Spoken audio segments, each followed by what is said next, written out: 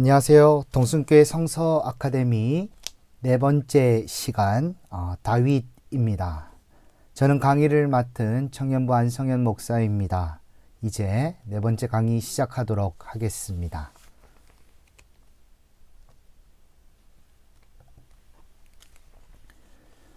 오늘의 네 번째 문장, 그 네 번째 말씀은 사무엘상 13장 14절 말씀입니다.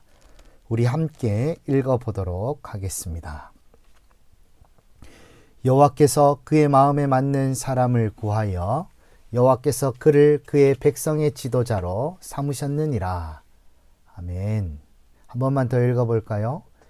여호와께서 그의 마음에 맞는 사람을 구하여 여호와께서 그를 그의 백성의 지도자로 삼으셨느니라. 아멘.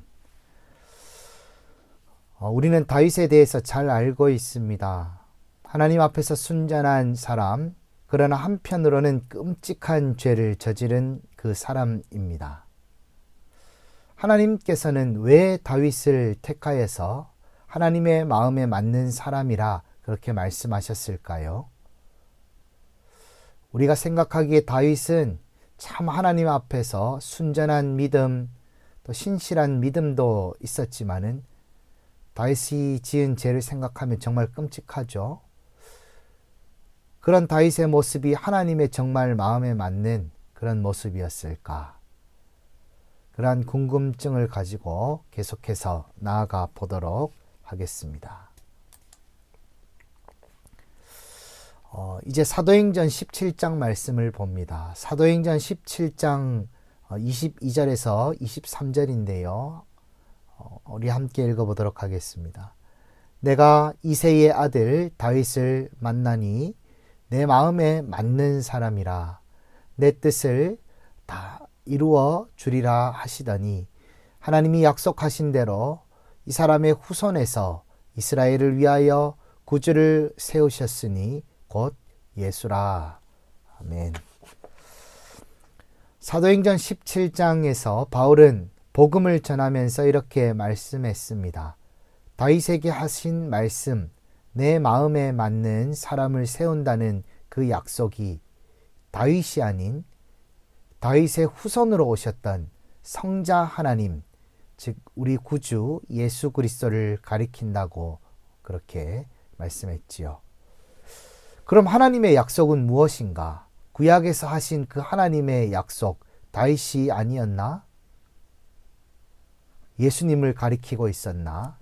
우리는 점점 더 살펴보면서 정말로 하나님께서 약속하신 그 약속이 무엇인지 살펴보도록 하겠습니다. 두 번째 우리가 볼 제목은 하나님에 맞는 그 마음에 맞는 그 사람입니다. 하나님께서는 신실한 사람 다윗에게 축복의 약속을 해주셨지요. 우리는 이것을 향해서 다윗 언약이라고 합니다. 이 약속 가운데에서는 하나님께서 다윗의 이름과 인생을 세우시고 축복하시겠다 하셨지요. 영원히 축복하시겠다 하셨습니다. 그 다윗 언약의 가장 하이라이트는 사무엘하 7장 12절에서 13절 말씀인데요. 화면에 그 다윗 언약 중에 일부가 있습니다. 12절에서 13절 말씀 제가 읽겠습니다. 내 수완이 차서 내 조상들과 함께 누울 때에 내가 내 몸에서 날 내 씨를 내 위에 세워 그의 나라를 견고하게 하리라. 그는 내 이름을 위하여 집을 건축할 것이요 나는 그의 나라 왕위를 견고하게 하리라. 이 말씀에서 하나님의 뜻을 살펴보도록 하겠습니다. 우리 관로 1번을 보면요. 내가 내 몸에서 날 내 씨를 너의 위에 세워라고 하셨습니다. 그러니까 하나님께서는 다윗 후손 중에서 태어날 그 사람을 세우시겠다. 그러니까 다윗을 세우신다는 것이 아니라 다윗의 후손 중에서 누군가를 세워서 그 나라를 견고하게 할 것이다 하셨습니다. 그리고 두 번째 2번 관로를 볼까요? 그는 내 이름을 위하여 집을 건축할 것이요. 그러니까 하나님의 나라를 그 후손이 지을 것이라 했습니다. 하나님의 이름을 위해서 다윗의 후손이 하나님의 집을 지을 것이라 했습니다. 우리는 여기에서 그 집을 지은 이가 솔로몬이라고 추측하기도 했지만 이스라엘 사람들은 지금도 그렇게 추측했지만은 사실은 그게 아니지요. 이제 세 번째 갈로 보겠습니다. 나는 그의 나라 왕위를 견고하게 하리라. 그러니까 하나님께서는 그 다윗의 후손의 나라, 그 후손의 왕위를 영원토록 견고하게 할 것이라 하셨습니다. 여러분, 영원이라는 단어는 이 세상의 것과는 어울리지 않는 단어이지요. 이 세상의 것들은 시간이 가면 허물어지고 사람도 죽게 마련이고 권력도 없어지기 마련입니다. 그런데 영원히 견고하게 하리라. 이것은 사람을 향한 것이 아닐 것이라 우리는 추측해 볼 수가 있지요. 이스라엘 사람들은 이 언약을 읽으면서 어떤 메시아를 아직도 기다리고 있습니다. 그러나 이 언약은 우리가 알다시피 이미 성취되었고 또 이루어져 가고 있지요. 바로 우리 주 예수 그리스도이시며 예수님은 바로 하나님 나라의 왕이 되십니다.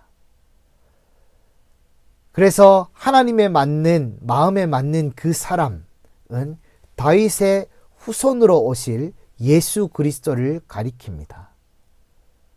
하나님의 마음에 맞는 그 사람은 점점 더 다윗의 자손 예수님으로 향하고 있지요.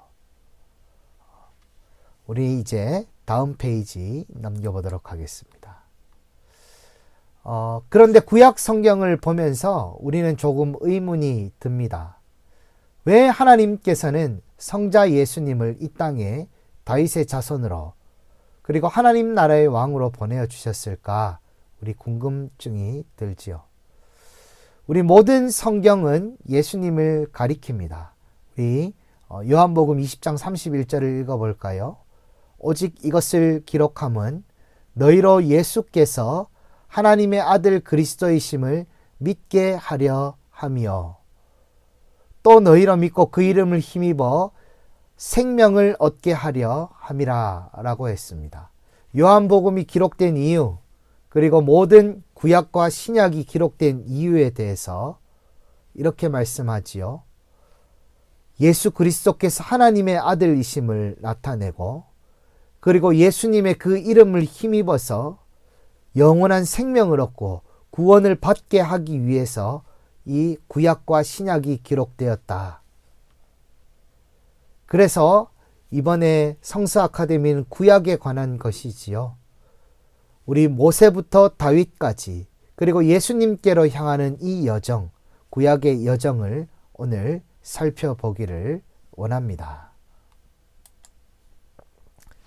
이 여정 가운데 구약의 중요한 주제들을 먼저 말씀드리겠습니다. 구약의 중요한 주제들 아주 여러 가지들이 있지만 그 중에 한번 5가지 정도만 말씀드립니다. 성막이 있지요. 하나님이 임재하시는 성막이 있고 또 그리고 하나님 앞에 나아가는 제사가 있습니다. 그리고 우리의 불경한 것들 또 우리의 죄들 무거운 짐들 다 벗어버리고 오직 하나님을 독대하는 그곳 광야가 있습니다. 그리고 하나님께서 복 주시지만 여러 가지 유혹거리도 많고 우리가 싸워서 승리해내야 될 그 땅, 가나안 땅이 있습니다. 그리고 우리가 욕심으로 이루어낸 지파, 우리가 욕심으로 세운 사사들이 있습니다. 이 주제들을 하나씩 살피며 이 주제들 속에 나타나 있는 예수님을 찾아보기를 원합니다. 이제 첫 번째 주제, 성막을 살펴보도록 하겠습니다. 성막의 그림이 보이시죠?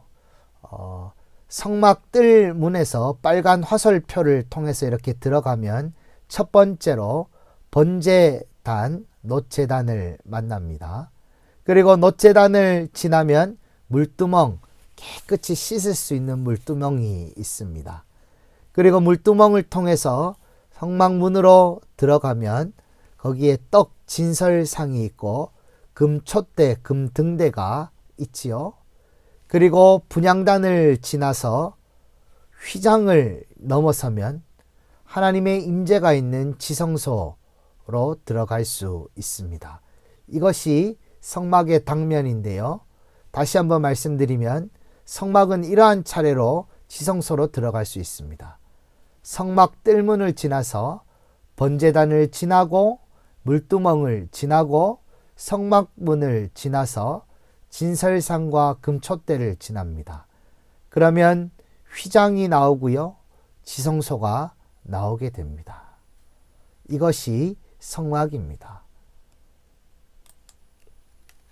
성막은 이렇게 깊은 곳, 저 지성소에 계시는 하나님을 만나는 곳입니다.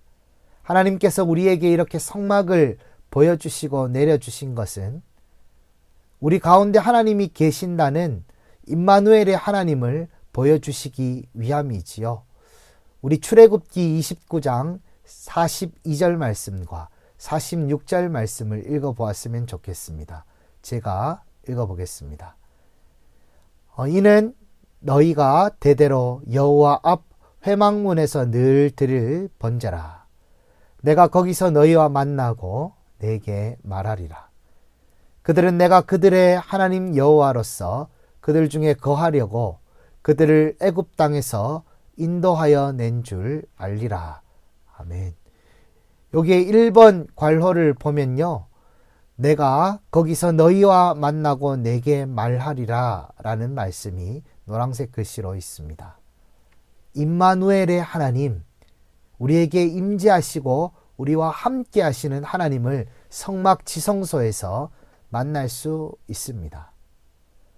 그리고 지성소에 들어가는 과정을 통해서요. 우리는 하나님의 임재를 통해서 하나님께서 우리를 축복하시고 우리를 속죄하시고 우리를 구원하시는 그 하나님을 깨닫게 됩니다. 2번 갈로 말씀 그대로지요. 그들을 애굽 땅에서 인도하여 낸 줄 알리라.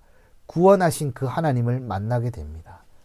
번제단을 통해서 우리의 죄를 하나님 앞에 깨끗하게 불태워 드리고 손을 씻고 그리고 생명의 말씀과 금촛대를 지나서 그리고 휘장을 지나 지성소로 들어가면 하나님의 임재, 하나님께서 함께 하시는 임마누엘의 하나님을 만나게 되는 거예요.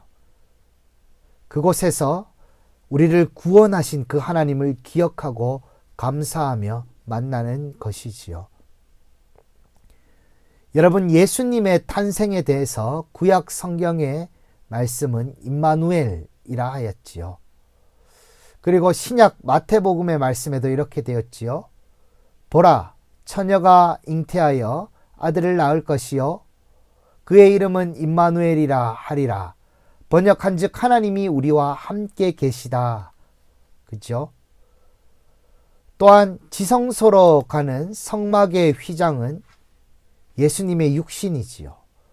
예수님의 십자가 죽으심과 함께 그 휘장이 찢어졌습니다. 이 휘장은 예수님의 육신을 의미함으로써 하나님과 우리 사이에 원수된 것을 예수님께서 자기 육신을 다 찢으심으로 허무신 것이지요. 그 예수님의 십자가, 육신을 다 찢으심, 그 예수님의 대속을 통해서 우리는 휘장을 넘어 지성소로 임마누엘의 하나님을 만날 수 있게 된 것입니다. 이것이 성막 가운데 나타난 예수님의 의미입니다. 다음은 두 번째로 제사입니다. 출애굽기 29장 42절과 43절 말씀 아까 읽었는데요. 한 번만 더 읽어보겠습니다. 이는 너희가 대대로 여호와 앞 회막문에서 드릴 번제라. 내가 거기서 너희와 만나고 내게 말하리라.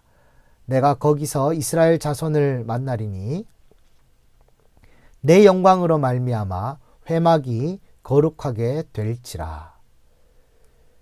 여러분, 제사는, 구약의 제사는요, 번제, 소제, 화목제, 속제제, 속건제들이 있습니다.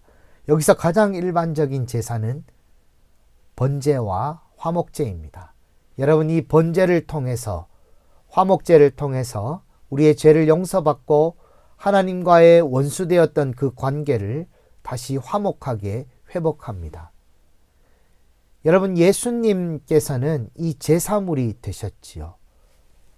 그래서 우리의 죄가 예수님께 전가되고 예수님께서는 그 육신이 제물이 직접 되셔서 우리의 죄를 담당하시고 예수님의 희생으로 말미암아 하나님과 우리 사이를 화목하게 만드셨습니다.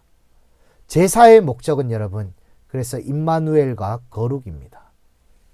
예수님께서 그렇게 되셨기 때문에 여러분, 성막 지날 때요, 들어가서 번제단을 통해서 들어가야지만 지성소까지 갈 수 있잖아요. 예수님의 십자가 대속, 우리 죄를 다 짊어지시고 대속물이 되셔서 예수님께서 대신 죽으심이 있으셨기 때문에 우리가 하나님 앞으로, 임마누엘 하나님 앞으로 갈 수 있는 것입니다. 그리고 예수님의 그러한 희생이 있으셨기 때문에 우리는 거룩한 존재가 의의 존재가 되어서 하나님 앞에 나아갈 수가 있는 것입니다.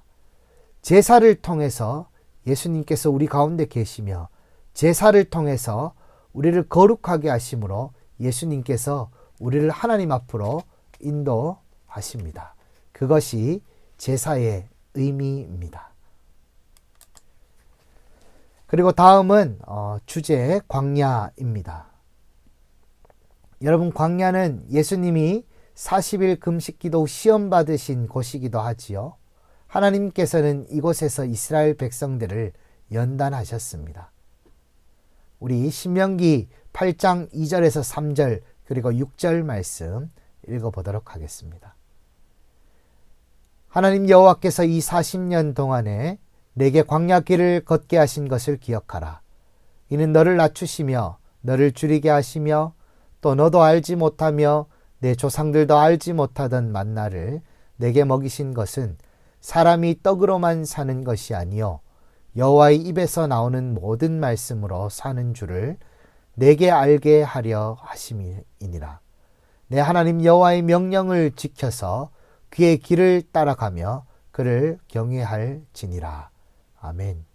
여러분, 광야의 목적은 우리를 거룩한 신부, 거룩하게 연단하고 만드시는 것입니다.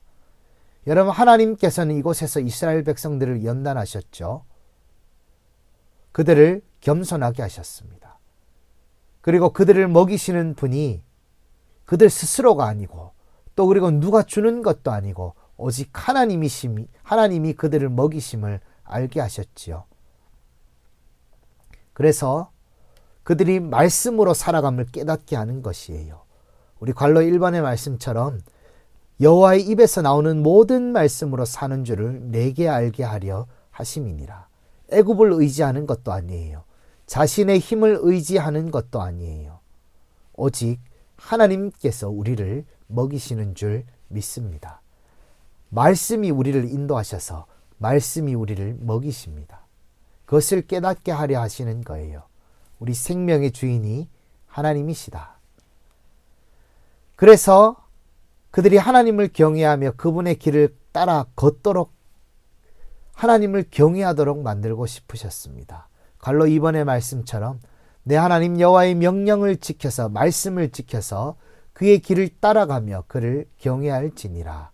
그래서 하나님의 백성이 되도록 하고 싶으셨습니다. 하나님의 신부가 말씀 백성, 그러니까 말씀이신 예수님의 백성이 되도록 만드시고 싶으셨던 것입니다. 그것이 광야의 목적이고 광야에 나타나신 예수님의 의미입니다. 이제 네 번째 주제, 가나안 땅입니다. 여러분, 말씀과 믿음을 따르지 않는 삶은 하나님 나라의 정반대지요. 생명이신 주님과 반대로 가는 그곳에는 당연한 심판이 있습니다. 가나안 땅과 그곳의 정복 전쟁은 그 원리의 표상이고 우리가 사는 세상과 똑같지요. 그래서 히브리서 11장 31절 말씀 한번 읽어보겠습니다. 믿음으로 기생 라합은 정탐꾼을 평안히 영접하였으므로 순종하지 아니한 자와 함께 멸망하지 아니하였도다. 여리고성을 정탐하러 온 정탐꾼, 그들은 여호와 하나님의 이름을 가지고 이곳으로 정탐하러 왔습니다. 그런데 기생 라합은 하나님의 이름을 믿음으로 그 순종하지 않고 죄지은 가나안 백성들, 그들 무리와 함께 여리고 백성들과 함께 하지 않고 정탐꾼을 믿음으로 받아들였지요. 여러분, 가나안 땅을 주신 목적은 하나님의 나라를 1차적으로 이루기 위해서입니다. 심판이 예정된 그곳에 하나님의 나라를 이루기 위해서 우리를, 그리고 정탐꾼들을 보내셨지요. 그런데 그곳에 하나님을 받아들이지 않고 하나님의 원리와 하나님 나라의 원리와 반대로 가는 그곳에는 당연한 심판이 있습니다. 간혹 우리가 그 전쟁들, 성경의 구약 성경에 나오는 그 전쟁들을 잔혹한 살육 전쟁이 아닌가 하는 의문이 들기도 하지만, 많은 역사가들 그리고 성경 주석가들은 이 전쟁을 통해서 가나안 부족의 음란하고 잔혹한 문화, 그러한 또 종교들 하나님께서 다 물리치시고 도덕과 정의가 가득 찬 하나님 나라를 이루려고 하셨구나라고 해석하고 있습니다. 그런데 하나님께서는 하나님의 백성 외에 그들만 심판하시나 아닙니다. 하나님의 백성들도 하나님의 정의와 도덕을, 하나님의 말씀을 지키지 않을 때는 심판받게 마련이지요. 여호수아 7장에 보면 아간이 그랬습니다. 모든 것들을 하나님 앞에 올려드리고 다 깨끗이 없애라고 하셨는데 아간은 그 전리품을 챙겼지요. 그래서 이스라엘 백성들이 전쟁에서 패하고 심판받게 되었고 아간도 마찬가지입니다. 하나님께서는 가나안 땅을 통해서 하나님의 나라를 이루고자 하셨습니다. 하나님의 말씀이 서는 그 땅을 만들고 싶으셨습니다. 그것이 가나안 땅의 목적이고 또 그리고 말씀이신 예수님께서 이곳에 깃들어 있습니다. 다섯 번째, 마지막으로 지파와 사사입니다. 이스라엘 백성들은 지파를 이루고 국가를 세워서 그들 위에 왕을 앉게 하고 싶었습니다. 우리 두 말씀을 읽어보겠는데요. 사사기와 사무엘상 말씀입니다. 먼저 사사기 21장 25절의 말씀입니다. 그때 이스라엘에 왕이 없으므로 사람이 각기 자기의 소견에 옳은 대로 행하였더라. 이스라엘 백성들은 여호와 하나님의 계명, 그 율법의 말씀을 버렸습니다. 자기의 소견에 옳은 대로, 하나님의 뜻대로 하는 것이 아니라, 말씀대로 하는 것이 아니라 자기의 뜻대로, 소견에 옳은 대로 행하였습니다. 그래서 그 땅 가운데에 하나님을 잊어버리고 율법을 잊어버리고 또 그리고 잔혹한 범죄가 만연하게 되었지요. 다음으로 사무엘상 8장 7절의 말씀입니다. 백성이 내게 한 말을 다 들으라. 이는 그들이 너를 버림이 아니요 나를 버려 왕이 되지 못하게 함이니라. 왕이신 주님을 버렸습니다. 이스라엘은 왕을 세우고 싶었는데, 왜냐하면은 여호와 하나님을 버리고 사람된 왕을 세우고 싶었어요. 표면상으로는 다른 나라들처럼 제도를 세우고 좀 더 현대화하자라는 목적처럼 보이지만 하나님의 말씀이 아닌 그들의 소견에 옳은 대로 다스리고 싶었습니다. 그들이 세우고자 하는 왕은요, 그저 그런 그들의 뜻들이, 자기의 옳은 소견들이 모여서 세워진 도구일 뿐이에요. 하나님은 하나님 대신에 그들의 뜻이 모여서 왕이 되는 것이지요. 그래서 그 왕을 세우고자 하는 것은 말씀이신 하나님을 버리고 왕이신 주님을 버리고 죄지요, 여러분. 그것이 죄입니다. 그리고 자기의 소견에 오른 대로 자기 뜻대로 할 수 있는 왕을 세우는 것이에요. 왕을 버리고 자신이 왕이 된 이스라엘이었습니다. 지파와 사사. 그래서 우리는 여기까지 5가지 주제들을 살펴보면서 깨달을 수 있는 것이 있습니다. 바로 다윗으로 향하고 있어요. 다윗으로. 점점 구약의 주제들을 보니까 다윗으로 향해 가고 있습니다.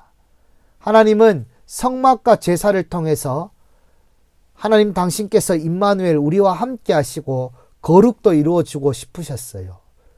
하나님께서는 광야를 통해서 죄지은 하나님을 벗어난 그 백성들을 다시금 말씀으로 살게 하고 말씀을 경외하고 말씀으로 먹는 그런 백성을 이루고자 하셨습니다.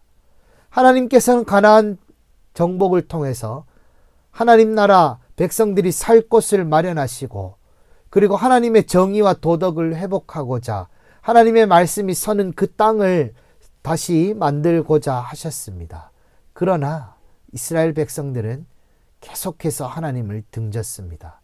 오히려 말씀을 버리고 자기 소견에 오른 대로 하고 그리고 이스라엘 백성들은 하나님을 버리고 말씀이신 주님을 버리고 예수 그리스도를 버리고 왕을 사사를 세워서 자기의 소견에 오른 대로 자기 뜻대로 하려고 했습니다.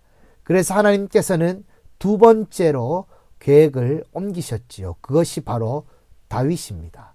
하나님께서는 점점 다윗으로 향하고 계십니다.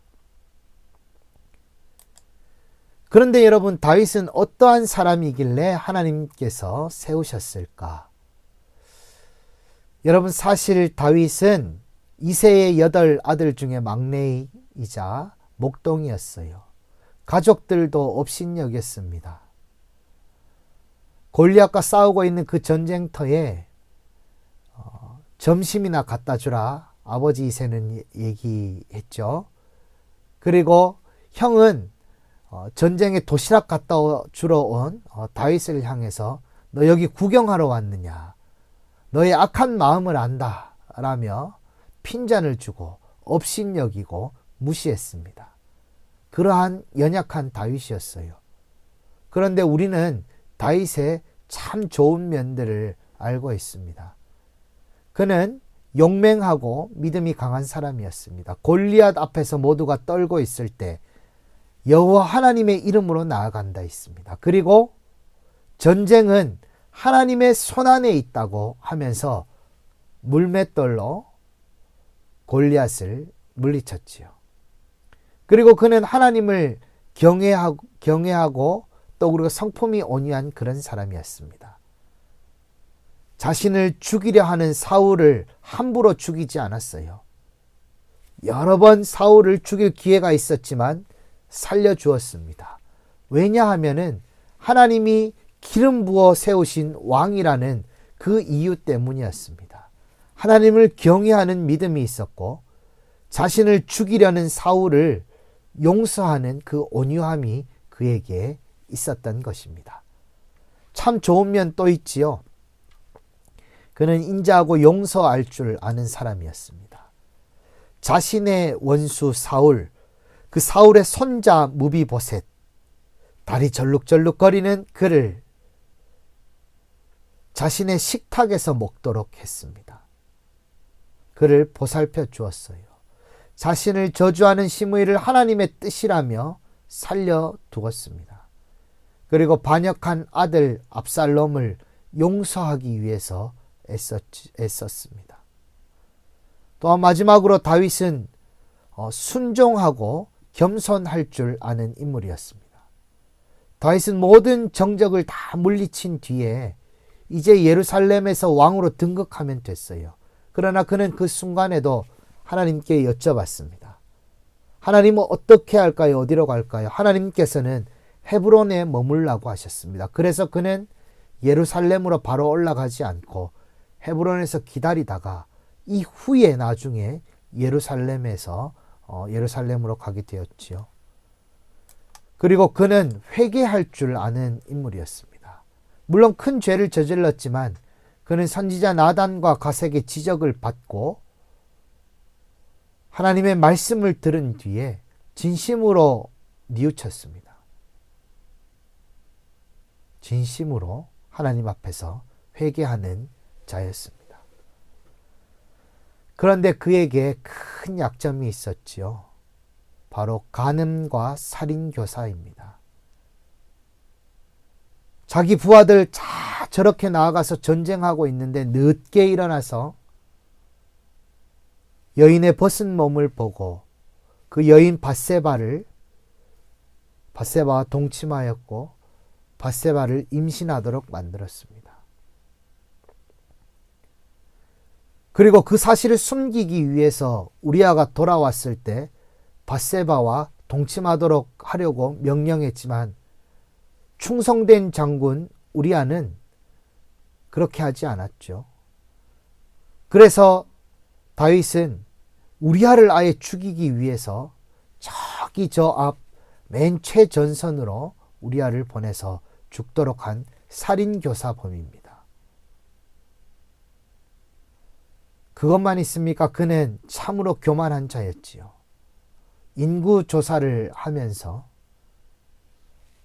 자기의 힘으로 이 큰 군대, 큰 인구를 만들었구나 하는 것을 경험하기 위해서, 누리기 위해서 인구조사를 했습니다. 큰 약점이 있었죠. 이런 그를 우리를 구원할 메시아 하나님의 마음에 합한 왕으로 하나님께서 세우셨단 말입니까? 어떻게 하나님께서 그러셨을까? 다음입니다. 다음 페이지입니다. 하나님께서는 다윗을 향해서 다윗 언약을 내세우셨지요. 사무엘하 7장 12절 13절 말씀인데 한번 읽어보겠습니다. 내 수완이 차서 내 조상들과 함께 누울 때에 내가 내 몸에서 날 내 씨를 내 위에 세워 그의 나라를 견고하게 하리라. 그 다윗의 후손이 태어나는데 후손의 나라를 견고하게 하나님께서 해주신다고 하셨습니다. 하나님의 이름을 위하여서 그가 집을 건축할 것이라. 그리고 하나님께서는 그 후손의 왕위를 영원히 견고하게 할 것이라 했습니다.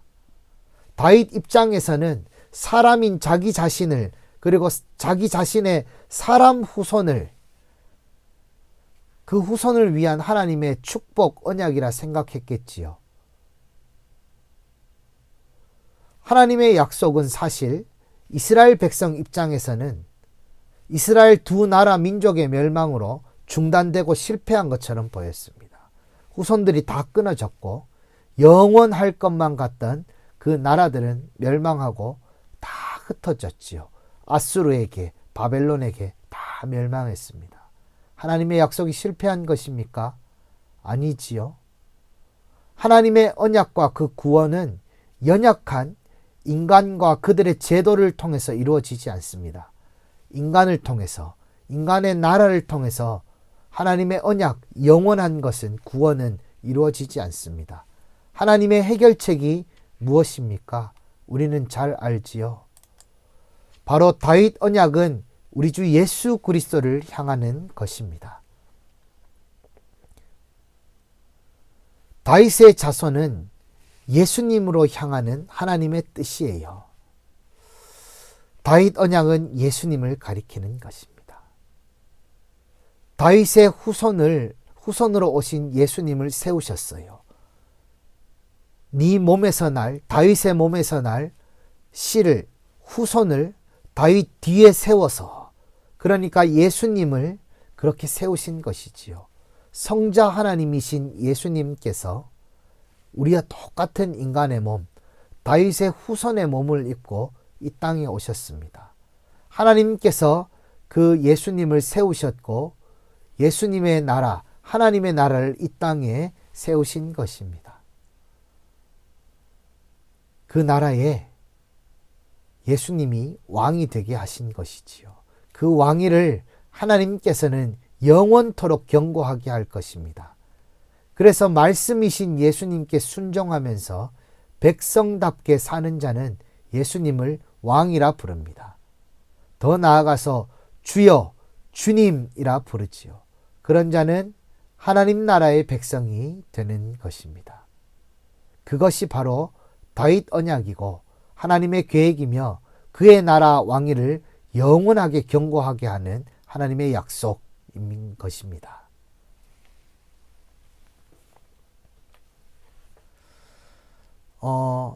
여러분, 예수님께서는 다윗의 자손입니다.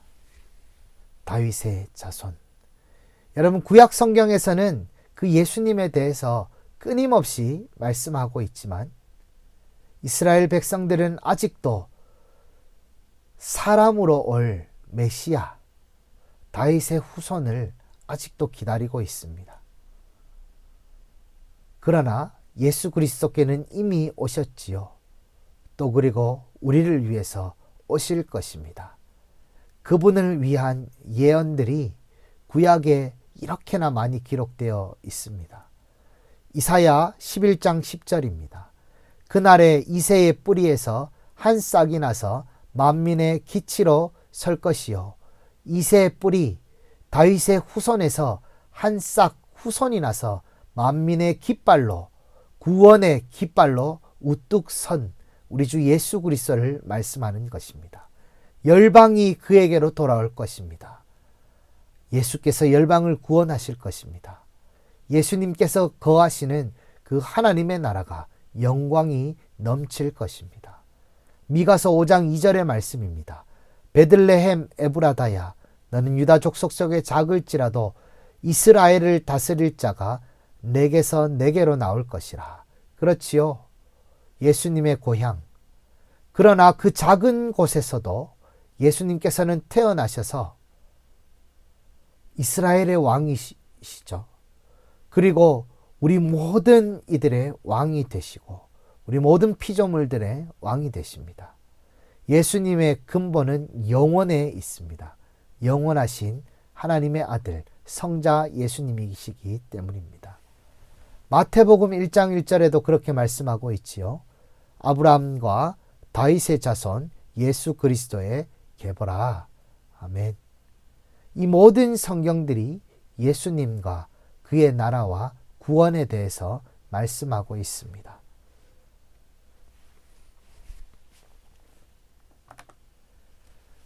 사랑하는 우리 성도 여러분, 이제 강의를 마치려고 합니다. 다윗의 자손. 사실 이번 강의의 제목은 다윗이었지만 다윗의 자손으로 오신 예수 그리스도를 알리기 위한 강의였습니다. 부족한 강의 시청해 주셔서 감사합니다.